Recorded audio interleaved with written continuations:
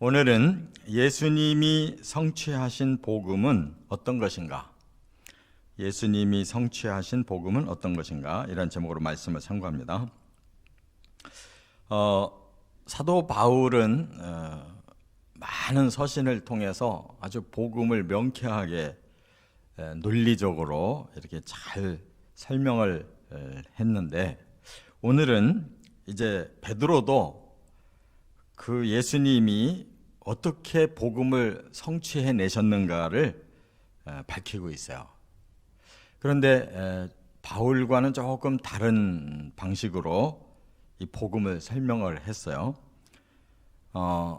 제자로 말한다면 베드로가 이제 수제자가 돼서 초대교회를 전체를 대표할 수 있는 그러한 지도자였고, 또 바울은 원제자가 아니고 이제 후에 박해를 하다가 예수님께 사로잡혀서 쓰임받은 제자입니다.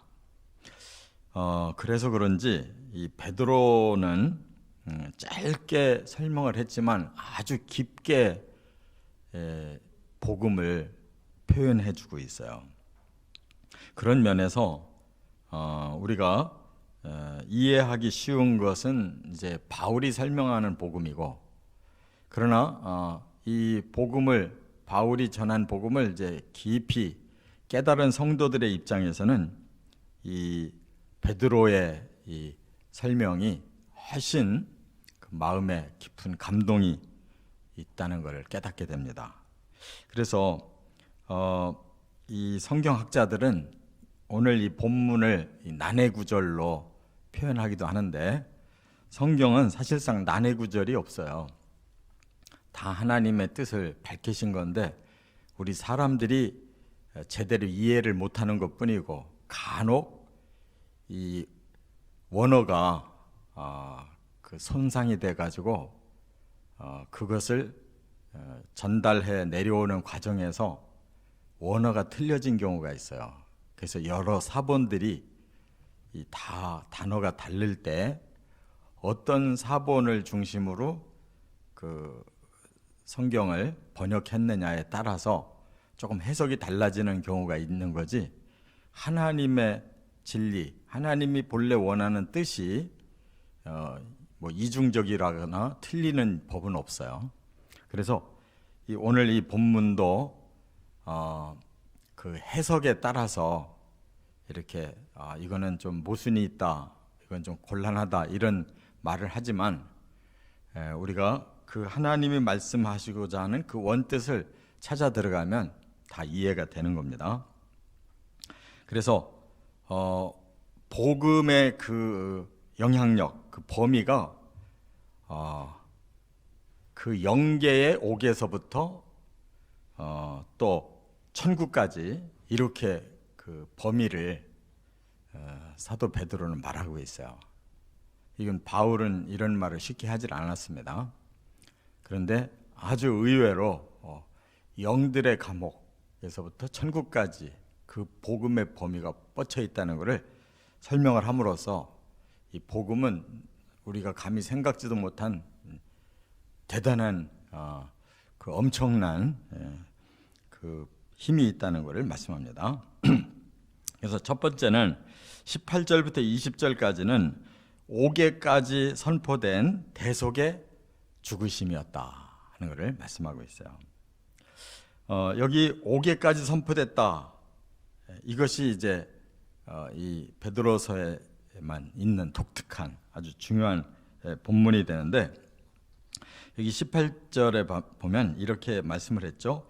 그가 또한 영으로 가서 옥에 있는 영들에게 선포하시니라. 여기 그는 바로 예수 그리스도시에요.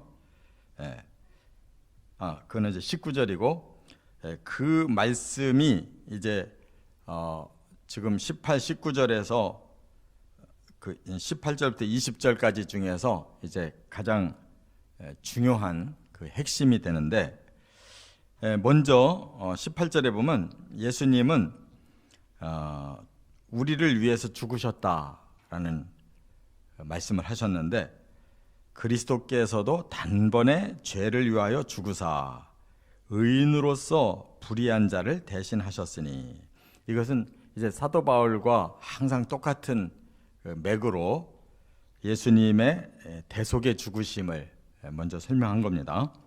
그래서 여기에 단어가 한 자를 더 집어넣으면은 바로 해석이 되는데, 그리스도께서 단번에 죄를 위하여 그랬는데 그 사이에다가 죄를 대속하기 위하여 그러면 다 해석이 되는 거예요. 그러니까 죄를 대신 값을 지불하고 그 죄를 해결해 주시기 위하여 죽으셨어요. 이게 바로 대속의 죽음이고, 의인이시지만 불의한 자의 죄값을 대신 지셨다, 바로 그 얘기예요. 그래서 예수님은 대속의 희생 제물이 되신 것입니다. 그럼으로써 우리는 의로운 자로 인정을 받고 하나님 앞으로 인도되었다, 이렇게 말씀하고 있어요.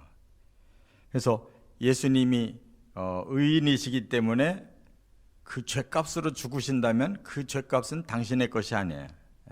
남들의 죄값을 대신한 거기 때문에 우리가 그 진리를 믿는 동시에 우리의 모든 죄값이 바로 의인이신 예수님의 그 죽으심의 값으로 다 대체가 돼버렸다, 그 말이에요. 그래서 우리는 이제 의로운 자로 인정을 받아서 하나님 앞으로 인도되었다, 그 말입니다. 그래서 예수님은 육체로는 죽임을 당하셨다. 분명히 육체를 가지신 예수님은 사형을 당해서 그 육체가 끝났어요. 사망했어요. 그런데 되도록이면 여기서 한 단계 더 들어가요. 영은 어떻게 됐느냐, 그거예요. 영은 죽는 게 아니에요. 그래서 영으로는 살리심을 받으셨으니 그랬어요. 이 말은 예수님의 영은 죽은 것이 아니고 하나님 앞에서 살리심을 받았다, 살아나신 상태로, 그 다음에 이제 19절에 그가 또한 영으로 가서 옥에 있는 영들에게 선포하시니라 라고 말씀한 거예요. 그러니까 십자가 상에서 몸은 죽으셨는데 영은 살아있는 상태로 또 다른 그 대속의 사역을 하기 위해서 어디로 갔느냐, 옥에 있는 영들에게 그랬어요. 그 옥에 있는 영들이 누구냐를 20절에 설명했어요. 여기 보면 그들은 전에 노아의 날 방주를 준비할 동안 하나님이 오래 참고 기다리실 때에 복종하지 아니하던 자들이라 그랬어요. 그러니까 창세기에 나오는 홍수 심판 때에 120년 동안 유예 기간을 하나님 주시고, 그동안 노아는 방주를 짓고 있으면서 계속 전도했어요. 하나님이 이 악한 세상을 심판하려고 하시니까 당신들은 회개하고 구원을 받아라. 이 방주로 들어오는 자는 하나님 다 구원시키기로 했으니까 너희들의 그 죄를 인정하고 회개해라. 그리고 방주로 들어와라. 이렇게 전한 거예요. 근데 그들이 끝까지 복종하지 아니하던 자들, 그들은 결국 어떻게 됐어요? 방주에서 물로 말미암아 구원을 얻은 자가 몇 명뿐이니 겨우 8명이라. 노아의 8식구 외에는 전부 거절했다는 거예요. 그들이 어디 있겠어요? 바로 그 영들이, 그들의 육체는 다 죽었지만 그들의 영들은 지금 감옥에 들어있다는 거예요. 영계의 감옥에 들어있다. 그걸 우리가 조금 더 신학적인 말로 구분해 본다면, 믿지 않고 죽은 영혼들이 가 있는 곳은 음부라고 그래요. 그래서 여기 옥이라는 이 표현이 이제 지옥과는 좀 달라요. 지옥과는 좀 달라요. 왜냐하면 지옥은 영혼 몸이 같이 고통받는 곳이고, 여기서 말하는 옥은 영들만의 감옥이에요. 그래서 바로 그곳에 예수님의 영이 가셨다는 거예요. 그래서 뭐라고 그랬어요? 19절 다시 보면 영으로 가서 옥에 있는 영들에게 선포하셨다 그랬어요. 이게 선포라는 말이 중요하죠. 선포라는 말은 이 복음서에 많이 나와요. 바로 전파했다, 또는 외쳤다. 그런 말이 많이 나와요. 그건 뭐냐면 그들에게 증거를 시켰다는, 증거를 보여줬다 그 말이에요. 그러니까 하나님은 과거 그 노아의 시대에도 사람들을 회개시키고 구원하시려고 복음 주셨다는 거예요. 근데 그들이 그 복음을 거부해서 바로 구원을 못 받고 영의 감옥에 갇혀 있었다는 거예요. 이제 예수님은 그 홍수의 예표가 이제 진짜로 성취되는 구원자로서 바로 인류의 죄값을 치르고 사람들에게 구원시키는 복음을 이제 성취해 놓으셨다는 거예요.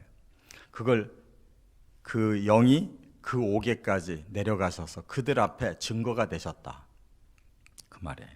그러니까 그들을 구원하러 가셨다는 뜻이 아니고 그들로 하여금 이것이 하나님이 계획하신 구원의 원리였구나라는 걸 그들도 인정할 수밖에 없었다는 거예요.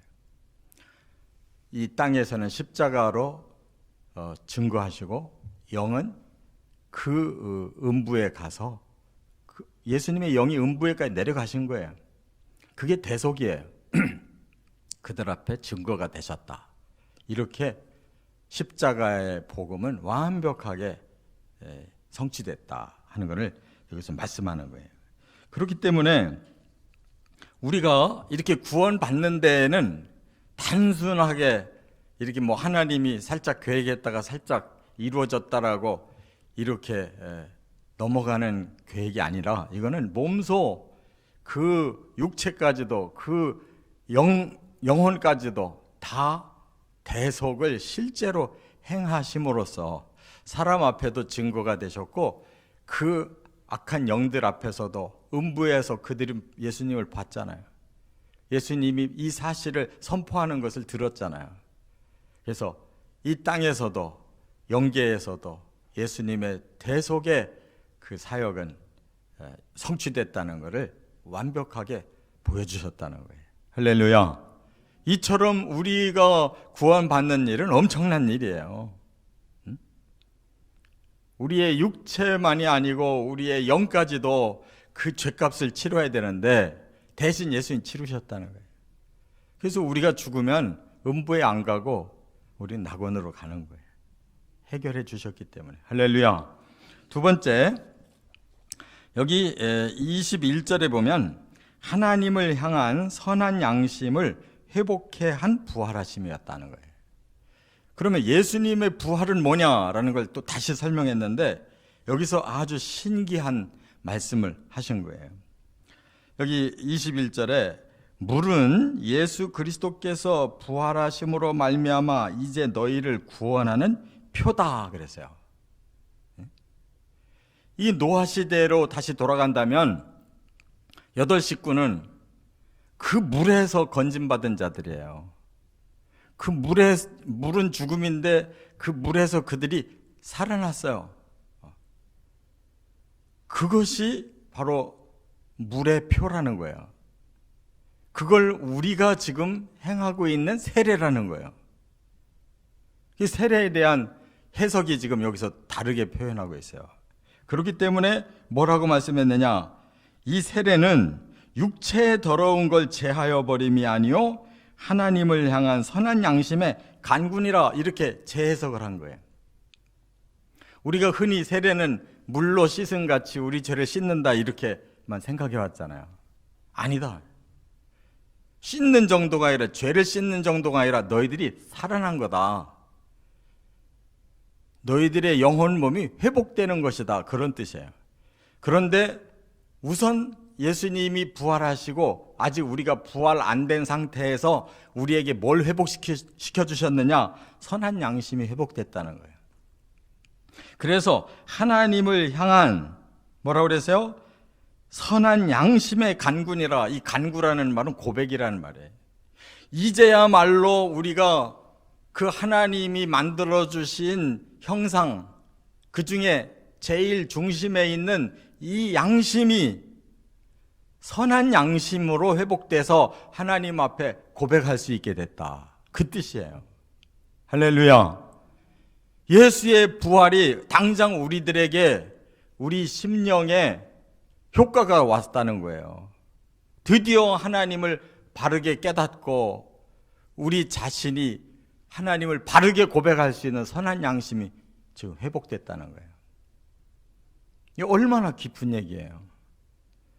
음부 얘기도 얼마나 깊은 얘기며, 우리 예수님의 부활을 통해 아직 우리는 부활을 체험하지 못했지만 그 부활 사역이 곧 우리의 선한 양심을 회복시키는, 그 현재 우리는 하나님을 향한 선한 양심의 고백을 할 수 있는 이런 회복이 지금 되어 있다는 거예요.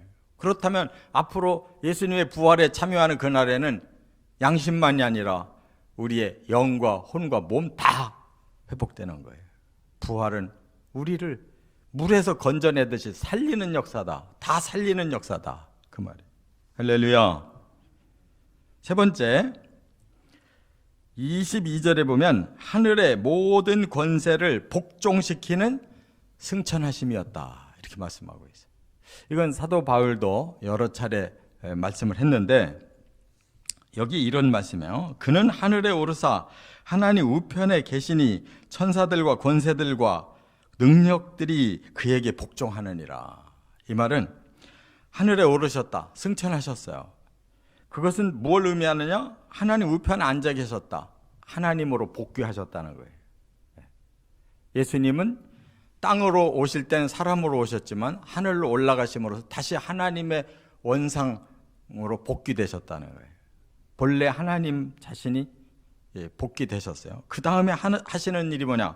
그렇다면 천사들과 권세들과 능력들이 그에게 복종한다. 하나님으로서의 통치자로 다시 하나님은 사역하신다는 거예요. 그러면 여기서 천사들, 권세들, 능력들이 뭐냐? 이거는 영계의 모든 존재를 통칭하는 말이에요. 그들은 우리들과 다른 그런 천사들이고, 그들은 권세가 있는 자들이고 능력이 있는 자들이에요. 그런데 거기에는 선한 자들도 있고 악한 자들도 있어요. 바로 하나님이 부리시는 천사들도 있지만 그 하나님을 거역해서 떨어져 나간 악한 자들도 있어요. 다 통칭해서 하나님 앞에 그들을 복종한다는 거예요. 그렇다면 그 복종케 하시는 하나님 어떤 일을 하실까? 앞으로 하나님이 부리시는 천사들을 총동원해서 바로 악한 천사들, 사탄과 귀신들 모두 처단하시는 날이 온다는 거예요. 그래서 복종이라는 말을 쓰는 거예요. 그들이 거역한 거에 대한 처벌받는 날이 온다는 거예요. 그게 바로 요한계시록에 나오는 영원한 불못으로 사탄과 적그리스도와 모든 악한 거짓 선지자들, 또 모든 악한 인류를 다 처벌하시는 거예요. 그리고 하나님은 이제 그 선한 천사들을 통하여 우리 사람들을 다 하나님 나라로 불러서 그들을 수종케 한다. 그 권세자들, 능력자들, 선한 천사들이 사람을 수종된다는 거예요. 그게 우리들의 완성된 모습인 거예요. 바로 거기까지 지금 하나님은 진행하고 계신다라고 말씀하고 있는 거예요. 지금 하늘에서 그걸 진행하고 계시는 거예요. D-Day만 오면 그게 완벽하게 완성돼 버리는 거예요. 할렐루야. 우리가 그런 믿음으로 그런 복음을 가지고 살고 있어요. 시시하게 이 땅에서 뭐 예수 믿고 조금 뭐 좀 나아지는 삶을 살려고 하는 게 아니고, 이 엄청난 하나님의 구원과 창조 완성의 이 계획 안에 우리가 들어있는 사람들이, 어떻게 보면 그냥 하나님 다음으로 존귀한 자, 천사보다 더 존귀한 자를 우리를 복귀시키려고 하는 거예요.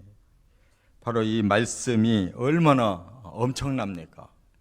예수의 십자가의 죽으심과 부활하심과 승천하심, 이 세 가지의 주제를 엄청나게 좀 설명하고 있어요. 이런 깨달음으로 더 깊어져 가시기를 주의 이름으로 축원합니다.